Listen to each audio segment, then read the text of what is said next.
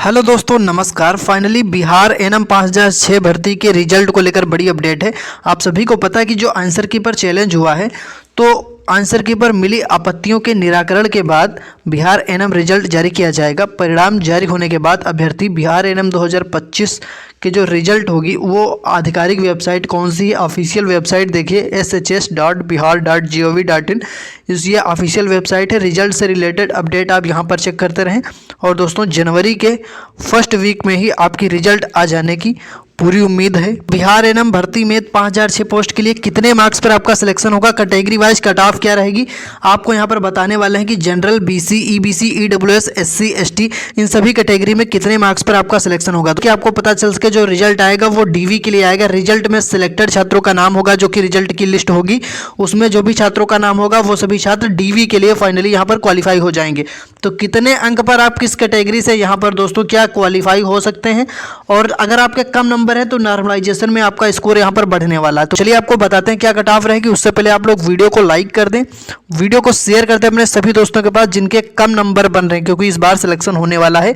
Normalisation में भी अच्छा खासा स्कोर आपका बढ़ जाएगा। तो वीडियो को लाइक करें, शेयर करें।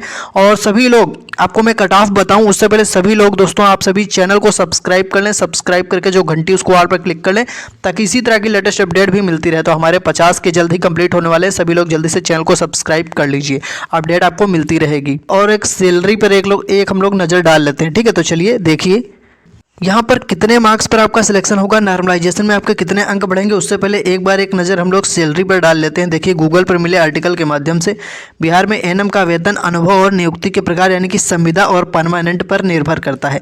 आमतौर पर संविदा में लगभग 15,000 तक मिलते हैं। और देखिए क्या दी गई अपडेट, 15 से 40 प्रति माह या उससे अधिक हो सकता है, जिसमें बेसिक पे आपका 25,500। तो ये परमानेंट के लिए भी हो सकता है। और आप सभी को पता, उम्मीद यही है कि 8वां वेतन जब लागू होगा तो ये आपके जो है सैलरी यहाँ 62,000 तक भी जा सकती है, जो कि परमानेंट होगी। यहाँ पर शुरुआती देख लीजिए वेतन संरचना। शुरुआती फ्रेशर जो होते हैं लगभग जो आप जाएंगे वो 15+ से आपकी स्टार्टिंग तो होगी, क्योंकि आप संविदा पर जाएंगे, ठीक है। बाकी अनुभव होने के बाद ये आपका 25-30 तक हो जाता है, जबकि बेसिक पे मूल वेतन 25,500 जो कि ये आपका परमानेंट रहता है। दोस्तों, गूगल पर एक आर्टिकल में हमें ये एक अपडेट मिली है, जो कि आप पढ़ सकते हैं। सबसे नीचे वाली लाइन में क्या दोस्तों दिखाई देगा, जिससे संविदा पर कार्यरत एनएम को फायदा होगा। यानी कि बिहार स्वास्थ्य विभाग ने मानदेय दोगुना करने के निर्देश जारी किए, जो कि हमें गूगल पर मिले आर्टिकल के माध्यम से जानकारी मिली है, जिसमें संविदा पर कार्यरत एनएम को यहाँ पर फायदा होने वाला है। तो किस शिफ्ट में कितने मार्क्स बढ़ेंगे, चलिए मैं आपको यहाँ पर बताता हूँ। तो जैसा कि आपको पता है कि आपका एग्जाम कब कब हुआ, आपका एग्जाम 17 दिसंबर, 18 दिसंबर, 19 दिसंबर को दो शिफ्ट में एग्जाम हुआ। और उसमें से जो हार्ड शिफ्ट होगी उसमें ज़्यादा अंक बढ़ेंगे, मॉडरेट में भी अंक बढ़ेंगे, इजी शिफ्ट में थोड़ा सा कम होने के भी चांसेस है। लेकिन आप बिल्कुल टेंशन ना लें, मैं आपको यहाँ पर कैटेगरी वाइज बता दूंगा कि कितने मार्क्स पर फाइनली आप सिलेक्ट हो सकते हैं। दोस्तों, पहली बार है जो कि इस बार कट ऑफ कम जाने वाली है। और यहाँ पर आप सभी को पता होना चाहिए कि 2.5 गुना छात्र क्वालिफाई किए जाएंगे। 5006 पद हैं, तो इसका 2.5 गुना कर दोगे दोस्तों, लगभग 12,500 के आसपास छात्र यहाँ पर क्वालिफाई किए जाएंगे। रिजल्ट लिस्ट में 12,500 प्लस छात्रों का नाम होगा, क्योंकि 5006 पोस्ट है, 2.5 गुना छात्र यहाँ पर क्वालिफाई होंगे। तो दोस्तों, यहाँ पर मैं आप सभी को कमेंट्स दिखा देता हूँ कि हमारे पास देखिए, आप सभी हमारे पास जो कमेंट आते हैं, देखिए 17 को फर्स्ट शिफ्ट में 45 मार्क्स ओबीसी, उसके बाद देखिए 18 को सेकंड शिफ्ट 31 नंबर। तो जैसे आप कमेंट करते हैं 31 नंबर है, किसी का 32 नंबर है, देखिए किसी का 37 नंबर है, इसी प्रकार से सबके नंबर हैं। यहाँ पर अभी तक आपने अपना स्कोर कमेंट नहीं किया है, तो मैं कट ऑफ बताऊँ उससे पहले आप लोग हमें बता दीजिए कमेंट में कि आपका हार्ड शिफ्ट में एग्जाम था या मॉडरेट शिफ्ट में एग्जाम था। कमेंट करके बता दें किस डेट में एग्जाम था, 18, 17, 18, 19 में से किस डेट में एग्जाम था और किस शिफ्ट में एग्जाम था, और आपका स्कोर यानी कि आपके कितने मार्क्स बन रहे हैं, आपके कितने अंक बन रहे हैं, किस कैटेगरी से आप कमेंट कर दीजिए। तो मैं आपको रिप्लाई कर दूंगा कि नॉर्मलाइजेशन में आपका कितना स्कोर बढ़ सकता है, ठीक है। तो आप कमेंट करिए, अब मैं आपको कट ऑफ बताता हूँ। चलिए एक बार मैं आपको यहाँ पर थोड़ा सा कंफर्म कर देता हूँ दोस्तों, किस शिफ्ट में नंबर आपका बढ़ सकता है। देखिए, जिनका एग्जाम 17 तारीख की फर्स्ट शिफ्ट में हुआ था, उनकी शिफ्ट हार्ड थी, और उस शिफ्ट में लगभग 8 से 10 अंक तक का आपको नॉर्मलाइजेशन का लाभ मिल सकता है, ठीक है। और जिनका एग्जाम 17 की सेकेंड शिफ्ट में हुआ था, ध्यान से सुनिए, जिनका एग्जाम 17 की सेकेंड शिफ्ट में हुआ था, उनका यहाँ पर 4 से 5 अंक इंक्रीज हो सकता है, ठीक है। इसके अलावा जिनका एग्जाम 18 की फर्स्ट शिफ्ट में हुआ था, उनका यहाँ पर कितना स्कोर बढ़ सकता है, तो 18 की फर्स्ट शिफ्ट में भी दोस्तों आपके 8 से 10 अंक यहाँ पर इजीली इंक्रीज हो सकते हैं, ठीक है। इसके अलावा मैं यहाँ पर अगर आपको बताऊँ जिनका एग्जाम 18 की सेकंड शिफ्ट में था वो शिफ्ट कैसी थी, तो 18 की जो सेकंड शिफ्ट थी वो दोस्तों मॉडरेट लेवल की थी, ठीक है। और वहाँ पर आपके लगभग मान लीजिए कि 3 से 4 अंक तो आराम से बढ़ जाएंगे। इसके अलावा जो आपकी 19 तारीख की फर्स्ट शिफ्ट थी वो इजी टू मॉडरेट की श्रेणी में आती है। यहाँ पर थोड़ा सा कम चांसेस बनेंगे कि आपका स्कोर बढ़े, डिक्रीज होने के भी चांसेस रहेंगे, लेकिन जरूरी नहीं कि आपका स्कोर कम हो। देखिए अगर बढ़ेगा नहीं तो घटने के भी चांस बहुत कम रहते हैं, क्योंकि जब नॉर्मलाइजेशन होगा तो सभी शिफ्ट बैलेंस होंगी। तो बिल्कुल टेंशन ना लें, आप कमेंट करते कि आपका किस शिफ्ट में किस डेट में एग्जाम था, मैं आपको रिप्लाई कर दूंगा कि नॉर्मलाइजेशन में आपका कितना नंबर बढ़ेगा। तो कमेंट में अपना स्कोर, अपनी शिफ्ट, अपनी डेट बताएं कमेंट में। 19 तारीख की सेकंड शिफ्ट हार्ड थी और यहाँ पर 7 से 8 अंक आपका बढ़ सकता है। अब बात आती है क्या कट ऑफ रहेगी, उससे पहले आपको एक चीज़ समझना है दोस्तों। क्या समझना है, देखिए मैं यहाँ पर आपको बता देता हूँ। डीवी के लिए क्या जरूरी डॉक्यूमेंट्स हैं, आप पिछला वीडियो देख लीजिए। जो भी डीवी के लिए जरूरी डॉक्यूमेंट्स है मैंने उस वीडियो में बताया है, तो आप हमारे इसी चैनल को सब्सक्राइब करिए, पिछला वीडियो देखिए, उसमें मैंने बताया डीवी में कौन कौन से डॉक्यूमेंट लगेंगे। क्योंकि जो आपका रिजल्ट आएगा वो डीवी के लिए आएगा, रिजल्ट में जिनका नाम होगा उनका डीवी करवाया जाएगा। और 2.5 गुना छात्र सेलेक्ट होंगे तो आपका भी नंबर आ सकता है। 5000 का 2.5 गुना करके देख लीजिए, 12 साढ़े 12 हज़ार के आसपास छात्रों का रिजल्ट जारी होगा। अब बात करते हैं कट ऑफ कैटेगरी वाइज।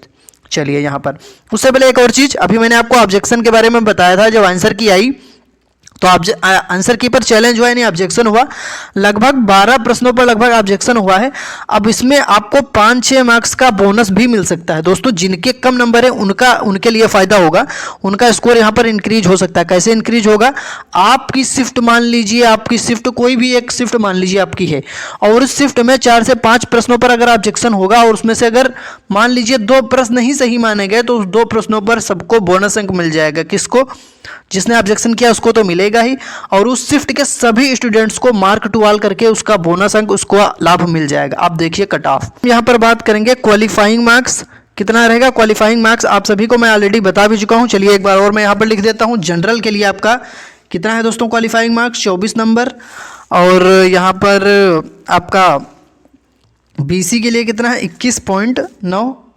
और कितना ओबीसी यानी कि ईबीसी के लिए 24.4 और 19.2, और ये आपका है एससी एसटी दिव्यांगजन के लिए।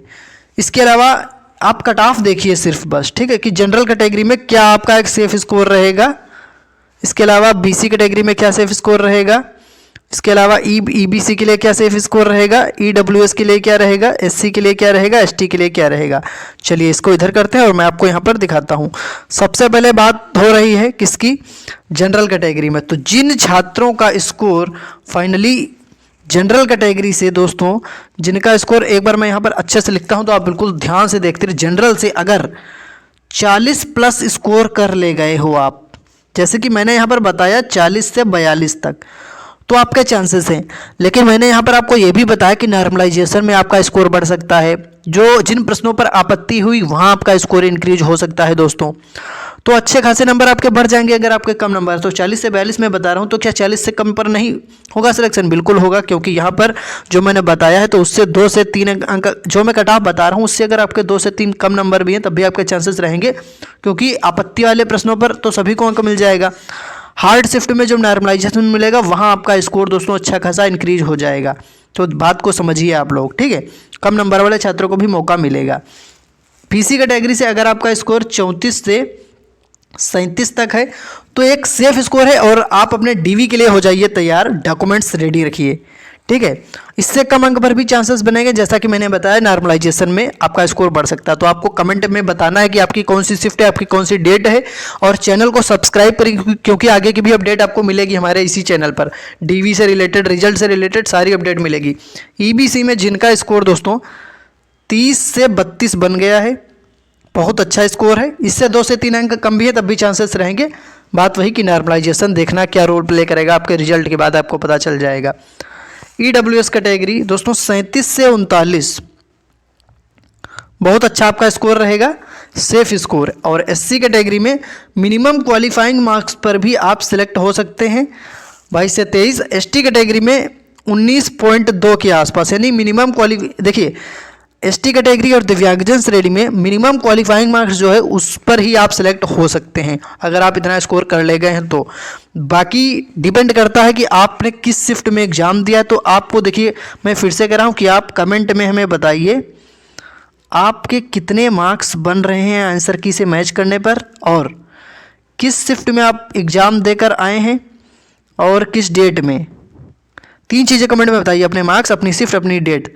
तो मैं आपको रिप्लाई कर दूंगा कि नॉर्मलाइजेशन में आपके कितने अंक बढ़ सकते हैं। तो थोड़ा सा वेट करना कमेंट करके, मैं आपको रिप्लाई मिल जाएगा। तो सभी लोग कमेंट करें अपना स्कोर, और वीडियो को लाइक जरूर करें, शेयर जरूर करें, क्योंकि कम नंबर वालों को मैंने आपको दिखाया कि मौका मिलेगा। तो वीडियो को लाइक करें, शेयर करें, हाइप कर दें वीडियो को, ऑप्शन आता है हाइप करने का, हाइप कर दें।